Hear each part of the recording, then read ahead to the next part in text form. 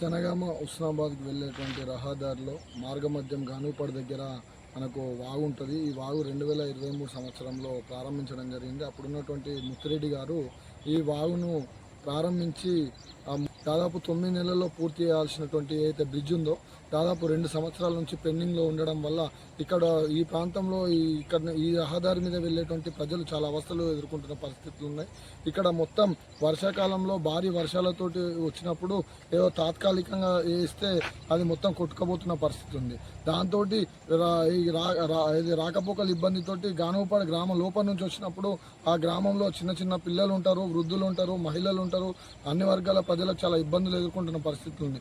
ఆ మూలమైన దుకాణాలు ఉంటాయి, ఆ దుకాణాలకు కూడా మొత్తం ఆ పొగలు రావడంతో ఆరోగ్యం కూడా ఇబ్బందులు అవుతున్న పరిస్థితులు ఉన్నాయి. కాబట్టి ఇట్లాంటి పరిస్థితులలో ప్రభుత్వం ఈ యొక్క చర్యలు తీసుకోవాలని చెప్పి పలుమార్లు ప్రజలు ఆ ప్రాణాపాయ స్థితిలో నుంచి ఇబ్బందులు పడుతూ ఉన్నారు.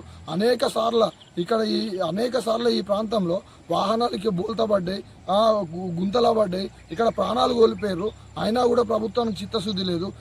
కాబట్టి ఏం చేయాలన్నా కలెక్టరు, ఇక్కడ ఉన్నటువంటి స్థానిక ఎమ్మెల్యే దీని మీద దృష్టి పెట్టి ఈ పనులు పూర్తి చేయాలి. లేని పక్షంలో పెద్ద ఎత్తున ఆందోళన కార్యక్రమం చేపడతామని చెప్పి హెచ్చరిస్తా ఉన్నాం.